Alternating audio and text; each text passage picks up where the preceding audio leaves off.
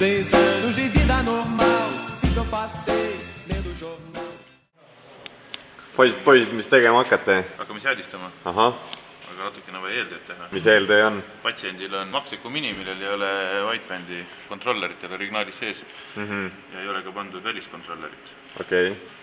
Kuule, räägi mulle, mis on see miinimum, kui auto tuleb seadistamisse, et mis võiks küljes olla ja mis võiks toimida? Mis võiks tehtud olla, nagu lambda-andur meil hetkel on teemaks? Lambda-andur on kõik andurid asjad üleüldse võiks olla üle vaadatud, et toimib või mitte. Võib-olla kõik ei saa seda vaadata ka või ei oska. Paak võiks täis olla nagu. Õli võiks täis olla. Õli võiks uus olla või ka värske olla ja normis olla. Jahutusvedelikud asjad, ühesõnaga kõik see tavaauto pool võiks olla niimoodi, et on ops, sest et lõppkokkuvõttes, kui me pinki lähme, siis me sõidame taga tükk aega ja kõik mured on, mis on, või poolpidune midagi on, kõik tuleb välja seal. Absoluutselt. See ajutine seadistamisandur ei ole kõige õigem lahendus. Jaa, võiks olla ikkagi. Tänavaautodel on ka millegi pärast need andurid peal. Absoluutselt. Iga päeva autol on teil kõigil lambda-andur küljes ja töötab terve aja. Kas millestki muust te räägis, räägime kas näiteks kruiisides kütusekulust. Absoluutselt, absoluutselt.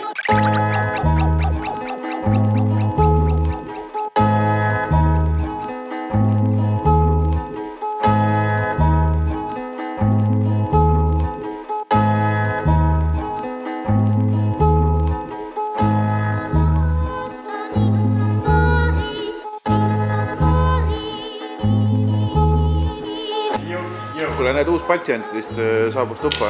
Uus patsient saabus tuppa. Millega tegemist on? BMW-ga. Nippu jassi. Kolmanda seeria BMW E46. Siin oli mingi mootor ka, mida enam seal ei ole, on ju? 323. Paneme uue mootori. Paneme parema mootori või? Paneme 2,5-se. M50 või? No, seekord mitte M50, aga 2,5-ne rida 6. Teen oli ka 2,5-ne, on ju? Jah, vist küll tegelikult, jah. Nii päris täpselt ei tea. Ma olen vana spetsialist. Ekspert. Jaa. Aga see on siuke vähe parem vaata. Turbo ka küljes.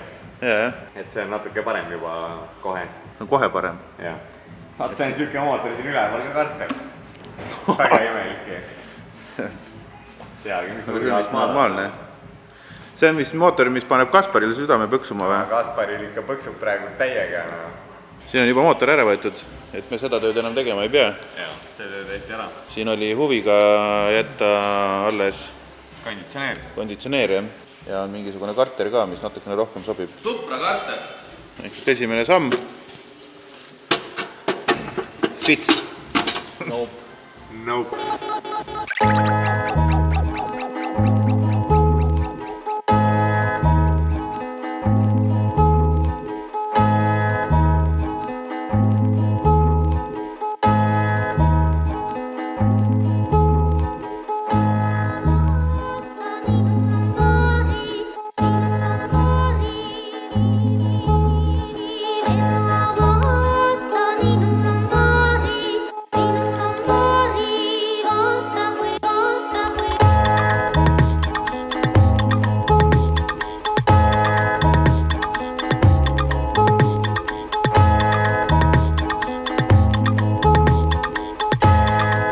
Tuli tornu teiselt poolt välja, aga nüüd meil on vaja teisele poole saada see.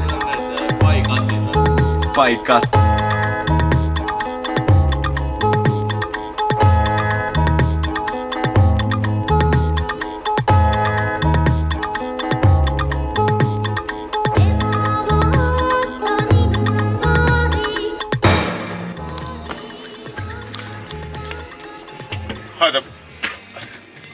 Keerad otsad kokku ja... Niimoodi, see on valmis reisk. See on nii nagu kõik keskpärane signalisatsioonipaigaldus, aga tegelikult nii ei ole. Paigaldad signalisatsiooni või? Teeme massireleedele ka ja siis põhimõtteliselt on natukene sättimist ja... Wiring done. Jaa, wiring done. Me tegime siia üks asja. Relee ja kaitsmeblokk. Wow. See näeb küll hea välja. See on moodsam kui originaalis, vaata. Sest originaalis on üldse kaitsmetega natukene siukene tuuga. Mossel originaalis või Bemmil? Mossel. Bemmil on enam vähem. Aga jah, ühesõnaga siin on peakaitsmed, siin on meil kere pearelee, mida hetkel ei ühenda ära. Sest see ongi kere pool. Kui ma teeks kere eraldi, siis kunagi teeks läbi selle relee. Praegu kõik läbi süütelukku, mis ei ole eriti mõnus. Siin on mootori osa, siin on ekstra kaitsmed siis vendile ja kütusepumbale. Ja nii ongi. viimase peal.